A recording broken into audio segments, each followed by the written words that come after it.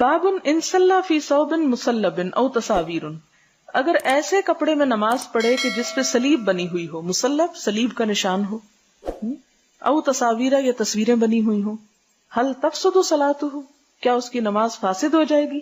وما ینہا عن ذالک، اور جو کچھ اس سے روکا گیا اس کا بیان۔ یہ بہت سے لوگ سوال کرتے ہیں کہ جی اگر کوئی ایسا کپڑا ہے، اگر کپڑے پہ تصویریں بنی ہوئی، بعض اوقات نا چھوٹے چھوٹے ایسے بھلو سے یا ڈیر بنے ہوئے ہوتے، تو کیا اس کپڑے میں نماز ہو جاتی ہے یا نماز ہی نہیں ہوتی؟ یا کمرے میں اگر پردے پہ ایسی کوئی چیزیں ہیں یا ویسے کچھ لٹکا ہوا ہے تو کیا حکم ہے؟ حدثنا ابو معمر عبداللہ ابن عمرو قال حدثنا عبد الوارث قال حدثنا عبد العزیز ابن صہیب عن انس قال، حضرت انس کہتے ہیں کانا قرام، تھا ایک پردہ۔ پردہ قرام جو ہوتا ہے نا، یہ باریک اون کا پردہ ہوتا ہے، جیسے نیٹ قسم کا۔ لعائشہ تھا، حضرت عائشہ کے لیے، سترت بھی جانب بیتہا، جس سے انہوں نے اپنے گھر کے ایک کونے کو یا ایک حصے کو ڈھانکا تھا، یعنی ایک طرف ڈالا تھا۔ فقال النبی صلی اللہ علیہ وسلم، تو آپ صلی اللہ علیہ وسلم نے فرمایا امیتی انا، ہٹا دو اس کو ہم سے، یعنی یہ مت لٹکاؤ۔ قرام کی ہذا، اپنا یہ پردہ ہم سے ہٹا دو، یعنی اس کو نہیں لگاؤ۔ فإنہ لا تزال تصاویرہ تعرض فی صلاتی، کیوں؟ اس لیے کہ اس کی تصویریں مسلسل میری نماز میں آنکھوں میں گھومتی ہیں، یعنی میں جب نماز پڑھتا ہوں تو یہ تصویریں مجھے اپنے سے غافل کر لیتی ہیں اور میرے آنکھوں کے سامنے گھومتی رہتی۔ یعنی آپ دیکھیں بعض اوقات کوئی چیز آپ دیکھتے ہیں تو اس کا جو ایک پرنٹ عکس بن جاتا ہے آپ کے دماغ میں، تو وہ آپ نہ بھی دیکھ رہے ہو تو وہ عکس آپ کو نظر آتا رہتا ہے۔ تو آپ نے فرمایا کہ ایسی چیز مت لگاؤ کہ جس سے نماز میں کسی قسم کی ڈسٹریکشن ہو۔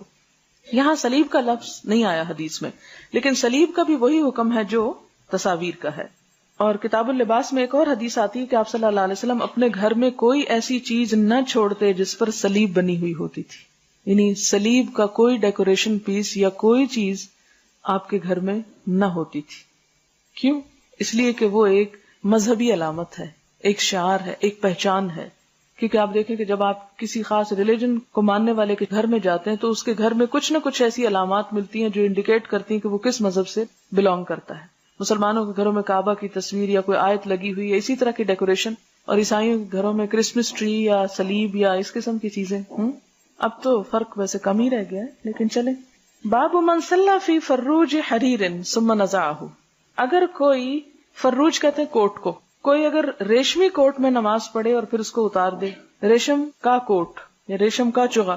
حدثنا عبداللہ بن یوسف قال حدثنا اللیث عن یزید عن ابی الخیر عن عقبۃ بن عامر قال اہدی الی النبی صلی اللہ علیہ وسلم فروج حریر، آپ صلی اللہ علیہ وسلم کو ریشم کا کوٹ دیا گیا ہدیے کے طور پر، یعنی آپ کو کہیں سے بطور گفٹ ملا۔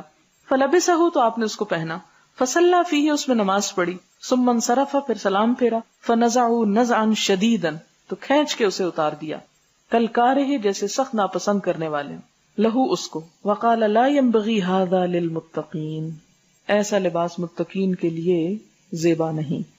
اور شاید آپ نے پہن اس لیے لیا ہوگا کہ اس وقت ریشم حرام نہیں ہوا ہوگا مردوں پر، اس کے بعد تو واضح طور پر آپ نے ریشم اور سونے کو ہاتھ میں لے کے فرمایا تھا یہ میری امت کی عورتوں کے لیے حلال ہے لیکن مردوں کے لیے حرام ہے۔ کیوں؟ اس لیے کہ ریشم پہننے سے انسان کے اندر اسی قسم کے نازک جذبات پیدا ہوتے ہیں، جبکہ مردوں کی طبیعت میں ایسی خشونت ہونی چاہیے جو جہاد کے لیے، اور دلیری ان کے اندر ایک بہترین وصف ہونا چاہیے۔